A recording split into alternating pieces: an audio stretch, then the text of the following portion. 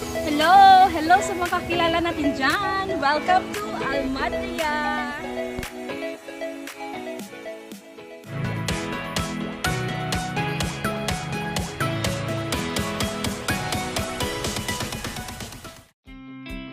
Good day guys! For today's vlog, we are going to Almadria Highland Resort. Almadria was founded in 2021. Almadria Highland Resort is a testament to the enduring spirit of hospitality. It is nestled in the heart of Talisay City. It was born from a deep-seated desire of the owner to offer something exceptional to the community and to their guests from afar. Together with my family and our considered as family, we are now traveling with different cars, and we are here, the four of us, and we are trying to travel safely as we go to Almadria Highland Resort. I am reading the vision of Almadria Highland Resort. At Almadria, they believe in the transformative power of nature and the captivating beauty of their surroundings. Their commitment is to provide a haven that seamlessly blends modern comfort with timeless natural charm.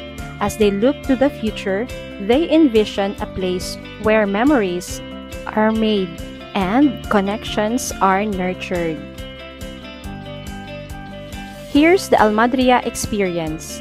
Each stay with them is an opportunity to revel in the embrace of nature, surrounded by the majesty of the mountains and the rustling of pine leaves. It's a chance to forge lasting connections and craft precious moments that become cherished memories. They offer a retreat where you can unwind, explore, and reconnect with what matters most.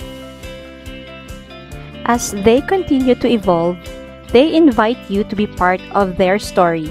Whether you seek tranquility among the pines, adventures in the mountains, or simply a sanctuary to rest and rejuvenate, Almadria Highland Resort welcomes you with open arms. They are more than just a destination. They are an experience, a memory, a promise of unforgettable moments.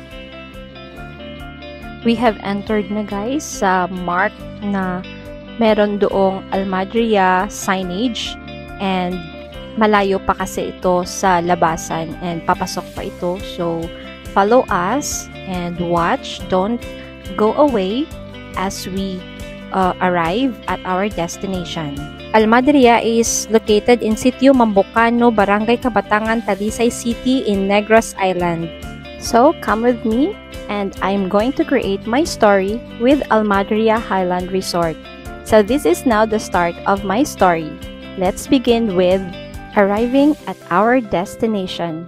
So here we are guys. I can see now the word Almadria on the wall, and we are now at the gate of the resort.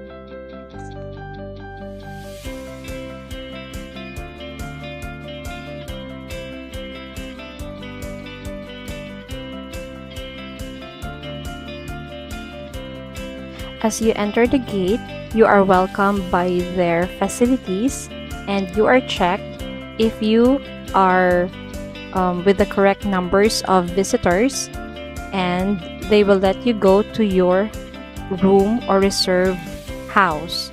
Look at the swimming pool guys! Excited na akong maligo dyan! Nakikita ko na yung paligid at kita nyo naman blue yung swimming pool, pero mukhang maginaw kasi it is raining.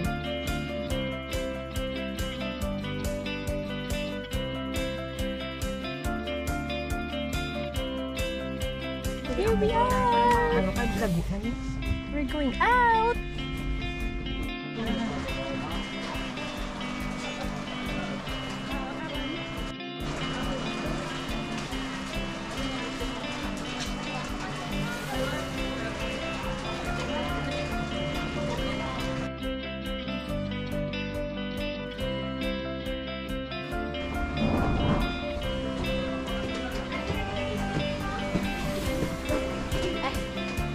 This is the second floor, and ito yung function hall nila. Katabi nito yung room na where kami magsistay. And ito yung view ng hall na ito. Ayun yung pool. Ang ganda!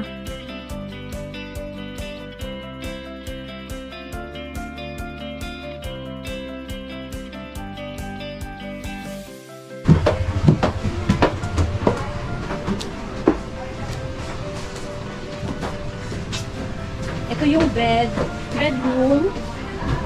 Pwede ito sa 20 packs. Meron silang ref, meron silang mini kitchen, and ito yung kanilang CR. Yan. At papunta din ito sa doon. Maraming bed dito at saka maraming CR. Isa, dalawa.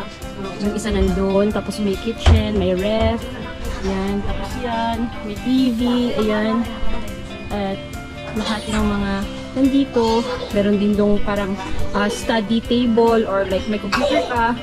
Yan. Pwedeng patakbo dyan. At saka dito na ako yan sa bed. Ayan. Meron din sila ditong hot and cold. So, easy for you kung gusto mo ng mainit na kape at cold na water. Malakas din yung aircon nila dito. At saka split type yan na. So, nandito nga na kami ngayon sa Almadria and we are trying to settle down. And nandito ako ngayon sa bed namin. At saka marami kami ngayon, like 18 people kami. And we are settling down.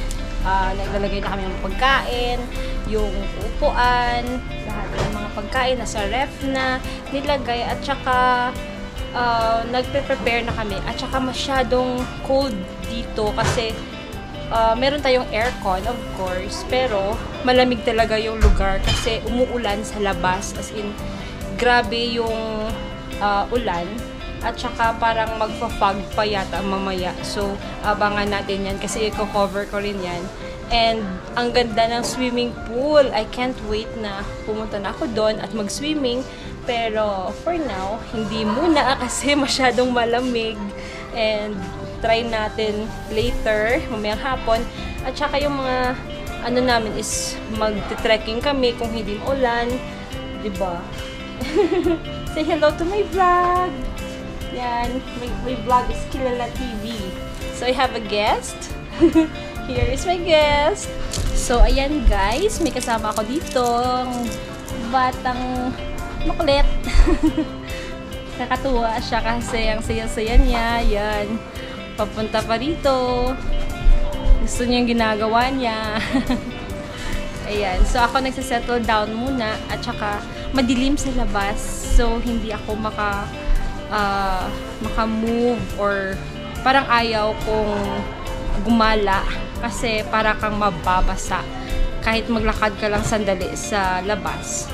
So for now, we are going to prepare for lunch and punta muna ako dun sa labas kasi mag-help ako. Okay? See you later! Meanwhile, umakyat ako dito sa taas guys, and eto, meron silang parang panoramic view ng lugar. Ito yung balcony nila at ito ay located sa 3rd floor ng building. So doon yung entrance, yung swimming pool, yung mga bukid na yan, makikita mo yan pag clear ng sky, kaso maulan ngayon guys, so hindi ko makikita. We'll try na panoramic view natin later.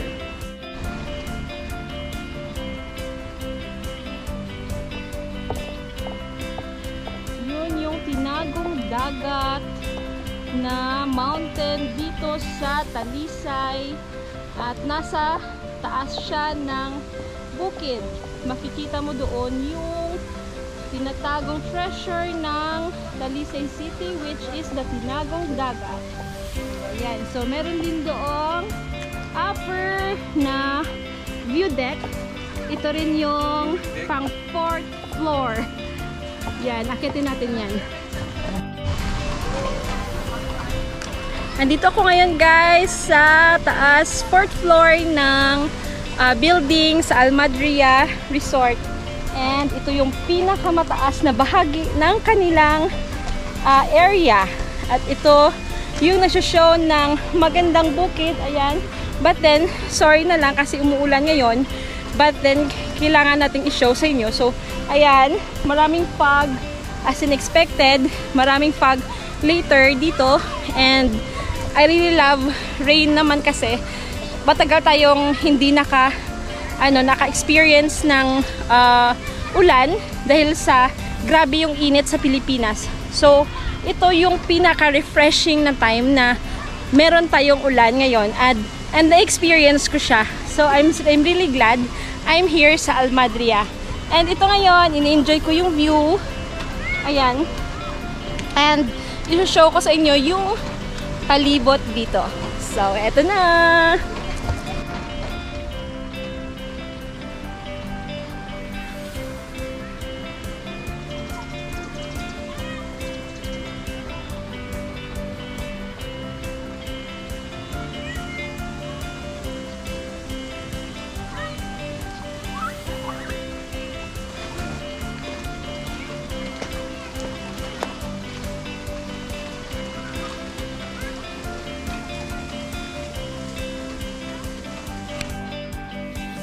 Ito na yung lunch namin guys. Ready na and thank you sa nag-prepare nito. Ito yung mga food namin. Ang sarap ng itsura. And I can't wait na to try their menu. Pa-chill-chill muna ako dito guys while waiting. And actually tinetest ko lang kung maganda talaga yung setup ng upuan dito. And yes, ang ganda ng view. And cool naman yung place.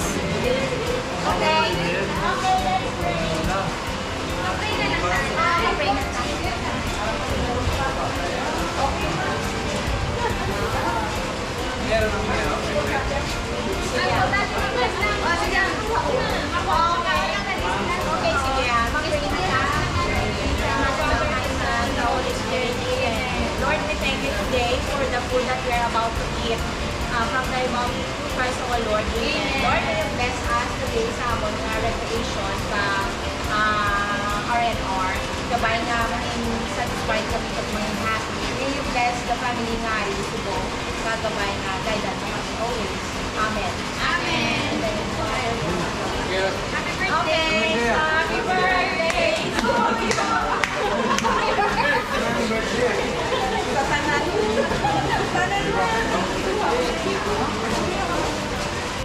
Ito yung Wi-Fi vending machine nila guys. Sobrang malakas yung signal dito kasi maganda yung internet nila. It is located sa restaurant sa baba ng building or sa first floor. And ayan, so magwi-wait ka, maghuhulog ka ng 5 piso and above and magkakaroon ka na ng Wi-Fi for 24 hours. Ang ganda ng view sa labas kaso umuulan. Pero cool na cool yung place at maginaw.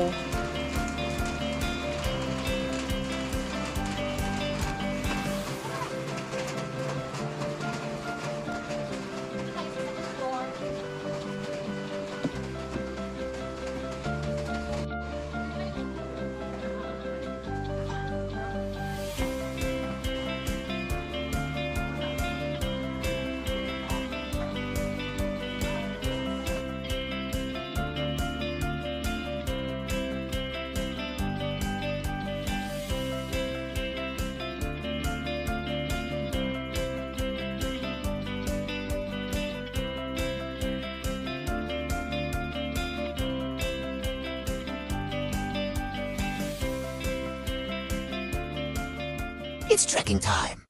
Let's go to the river.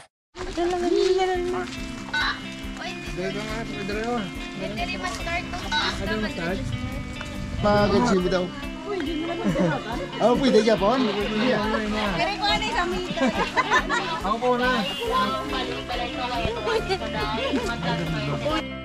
Start na ng trekking namin guys, and hindi naman kami lahat yung pumunta kasi yung ibang kasama namin mga senior citizen na, so naiwan sila at kami lang yung bumaba dito sa path or sa trail.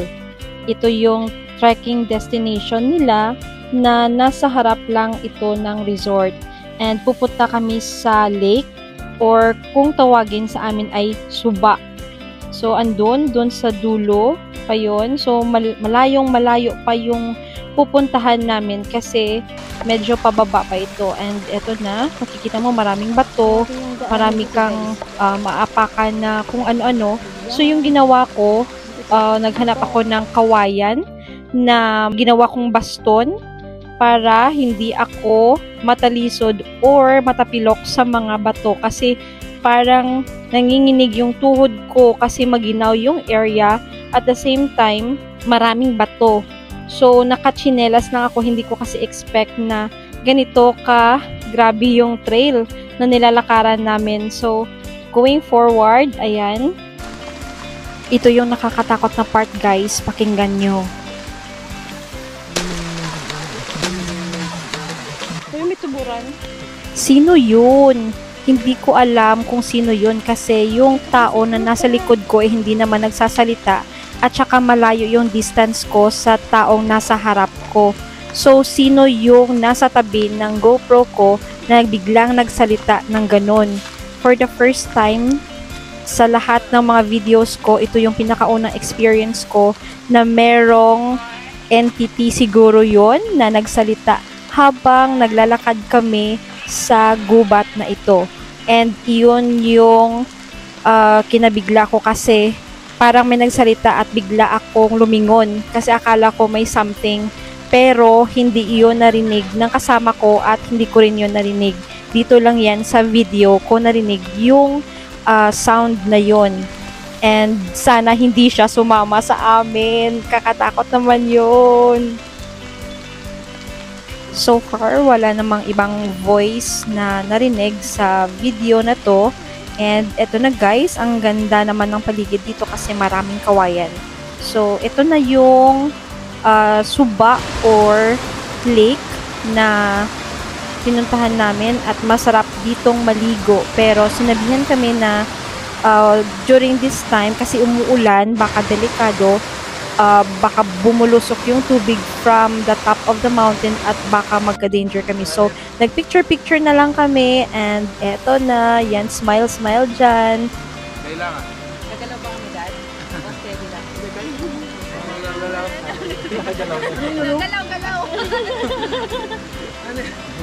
Hindi ka na pwede magdulo.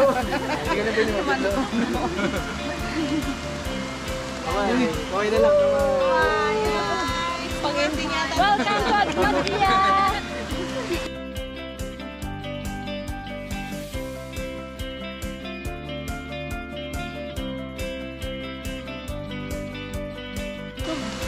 Dito tayo namamasyal sa mga kakahuyan, mga kakawayanan.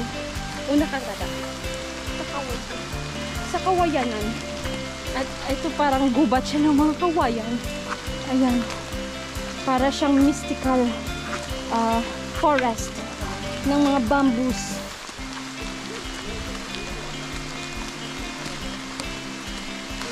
Pabalik na kami ngayon guys, pero dumaan kami sa kabilang daanan or trail. Kasi pag bumalik kami, mas mataas yung aakitin namin. So, dito kami pababa kasi may isa pang lake doon sa dulo at doon kami dadaan. So, parang shortcut daw yon na dadaanan namin.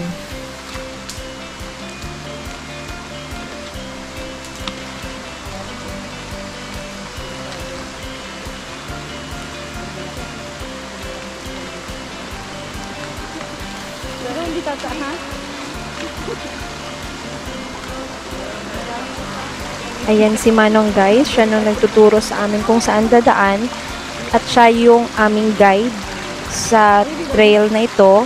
And meron din kaming sweeper doon sa pinaka-last na person sa pinakahuli. So siya yung huli at sweeper.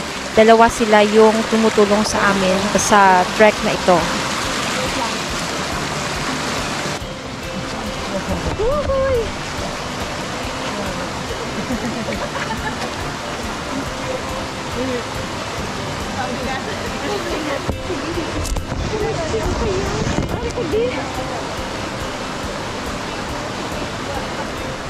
Okay. Tabi-tabi. Oh, so dark.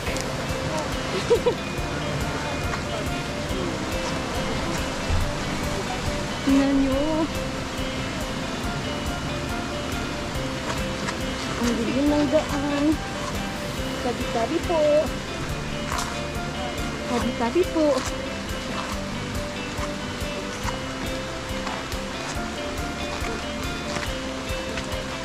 Tabi-tabi. Ayan. Hindi ka na ang guide. Oo. Ikaw na, Bibi, ang guide. You are not the guide. Akala ko malapit na ito pero hindi pa pala kasi meron pang isang lake doon and malayo-layo pa yung lalakarin namin. Wait lang. We'll wait for them. Andito kami ngayon sa ilalim ng kahoy na this is a blueberry tree. Yan. Parang blueberry tree siya. Pero iba yung kanyang bunga.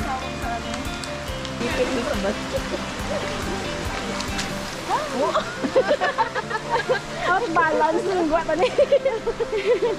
Uhuy. Galing na adventure namin, guys. Ayan o. Ayan o. Sila. Dito kami sa parang lake. Ang tawag dito sa amin ay Suba sa Ilonggo. Pero ito ay lake.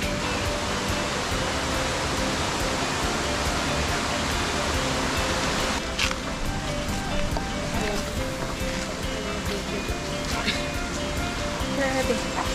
Ang dulas.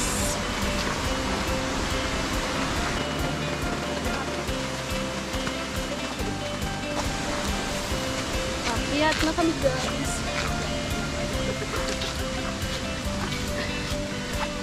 Hingal na ako.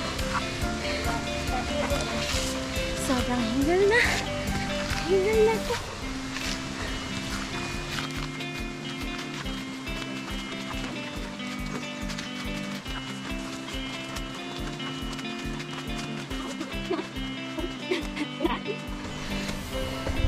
Ito yun siya, guys. Ayan. Pababa na naman. Ingat-ingat sa lumot. Oo. Lalalala.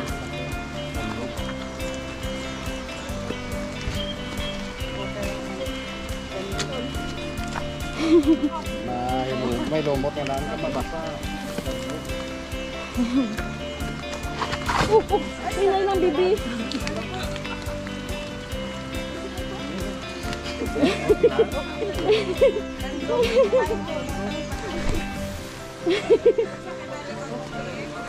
Sumpo ya buli.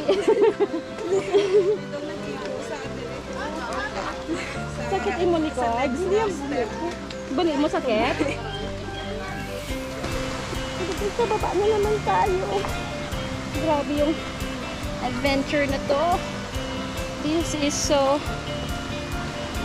many steps.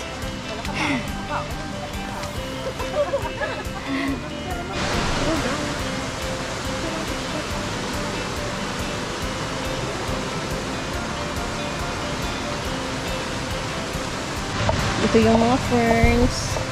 Andito lang yan makikita sa mga bundok. Yan, parang sa Fern Gully. Yan. Marami ditong mga iba't ibang halaman, iba't ibang klase. At ito, yan, parang fern talaga. Fern Gully. I love that movie. Tingnan nyo tong halaman na to, guys. Ang pangit kasi niyang tingnan kasi maraming flies na dumadapo sa kanya. Marami ding ibang klaseng bulaklak dito, gaya nito. At andun sa mga iba't ibang part ng gubat na to. So, eto na naman. Akyat-akyat na naman tayo. And another steps paakyat. Ayan, ang hirap kasi pagod na yung mga tuhod namin. And wala kaming choice kasi kailangan naming umakyat. Or else, magsistay lang kami sa gubat na to. Eh, hindi naman namin gustong magpaiwan. So, wala kaming choice, kakayanin naming umakyat hanggang sa makauwi kami sa Almadria. O, diba? Ayan, kasi exercise naman tayo para mag-inat-inat naman yung mga tuhod natin. Ayan. So, isa itong awakening para at least someday mag-stretch naman tayo para yung mga tuhod natin hindi bumigay sa ganitong klaseng mga trekking. Ayan.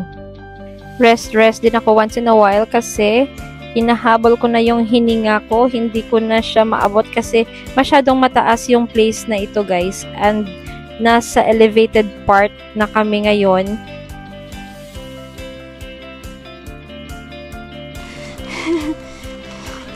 Pero kami, buti na lang. Nandito na sa may taas. Lapit na. Lapit na kami sa gate. Yung gate na yan, yan na yung final gate na. Parang nasa, kung sa atin pa nasa city ka na. The end game. Grabe hingal to. Akala ko yun na yun after sa gate pero may konti pang paakyat. So, susunduin kami ng sasakyan doon sa dulo and yun yung magbabalik sa amin papuntang Almadria. Maganda naman yung facility nila kasi binibigay naman nila yung mga kailangan namin.